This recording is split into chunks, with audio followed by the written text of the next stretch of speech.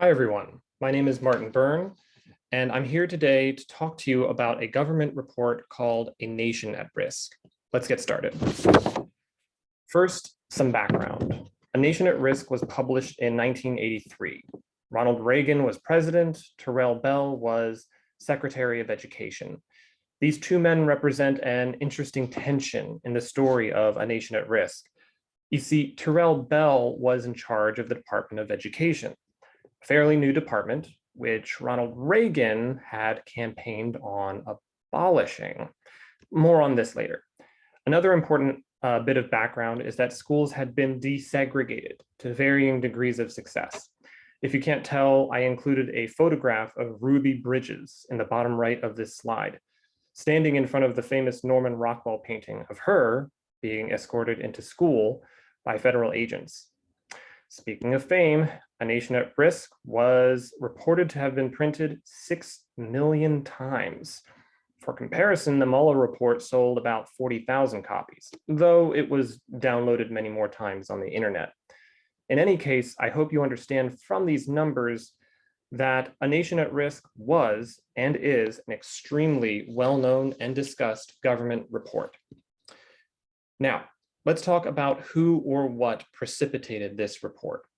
Education generally was under criticism. The quote you see on the screen is taken straight from the report, but even before the report came out, people in the government and the news media were saying that schools were failing their students. One criticism was that children were graduating with less knowledge and fewer skills than their parents. Terrell Bell, the Secretary of Education, responded to these concerns by commissioning this report, perhaps for the purpose of refuting these concerns about education.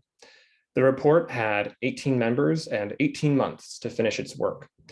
One important thing to note is that only one member of this committee was a teacher. When it comes to mandates and requirements, it's important to remember that this report was not law when it was published. It didn't have any ability to dispense funds or create requirements. However, it does seem to imply through criticism several ways to improve America's education system. These are quotes that you're seeing on the screen taken directly from the report.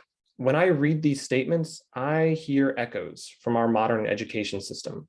Things like extended school days and school years, standardized curriculum, rigorous teacher preparation programs, rigor and high expectations for students, all comes to mind.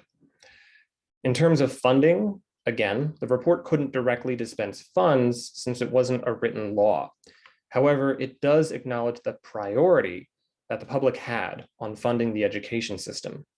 This quote on the screen, again, straight from the report, shows a survey, is referencing a survey. Some of the changes that this report precipitated are as follows. The school reform movement, the very idea that we need to continuously improve our education system, was in many ways kicked off by A Nation at Risk. That means that charter schools and the school choice movement owe their existence, at least in part, to this report. America's push for teaching and education standards has its roots in this report as well. Teacher pay connected to student achievement can also be connected. In terms of its effect on curriculum and assessment, our graduation requirements, emphasis on higher standards leading to a compression of the curriculum, prioritization of accountability and standardized testing, all share common ancestors in this government report. It's hard to say if all students benefited from A Nation at Risk. As I'll discuss at the end, there is disagreement about the legacy that this report has and whether or not the people who created the report were even correct in their assessment of the American education system. I've included 3 different opinions on the legacy of A Nation at Risk here. One is from Arne Duncan, who was Secretary of State under President Obama, another from Diane Ravitch, an education historian, and a final one from James Guthrie, a professor of education. I think they show 3 separate ways of thinking in terms of the report.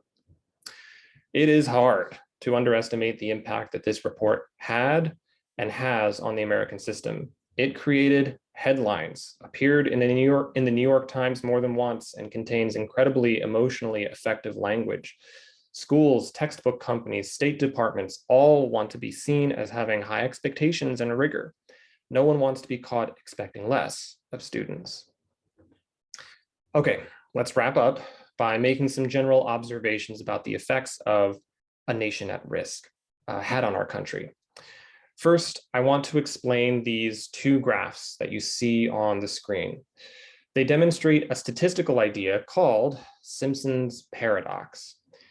Those dots are all positioned in exactly the same spots on both of those graphs. However, in the graph with the black dots, the correlation is going down. The graph that is multicolored and disaggregates the data shows multiple trend lines going upwards. How could this be? And what does it have to do with a nation at risk?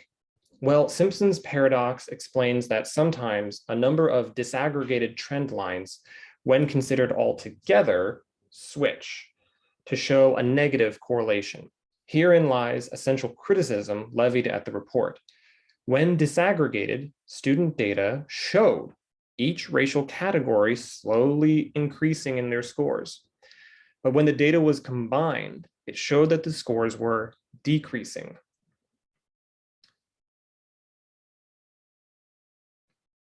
So, were American students improving their SAT scores or not? Perhaps one explanation is that when we started including disenfranchised minorities in our national education data, we saw the SAT data decrease, even while subgroups were steadily performing better. As opposed to the past, we were collecting data from a more diverse population, some of whom had lived under Jim Crow and been systematically excluded from the American education system for generations. In any case, Simpson's paradox shows that some data can be used to tell conflicting stories, and the stories we tell will depend on our goals and values. A nation at risk proved that education could be a viable political issue. Politicians must now always have an education platform. The report created a national conversation in the country through alarmism. I'll leave you with this quote from the report. I won't read it, but if you'd like to stop the video and read it yourself, go ahead. These words resonate with me because I think they could just as easily be spoken today. As a final thought, I want to ask you a question. If you could create a national conversation around education, if you could capture the attention of our country the same way this report did, what would you do with that attention? Here are the reference pages.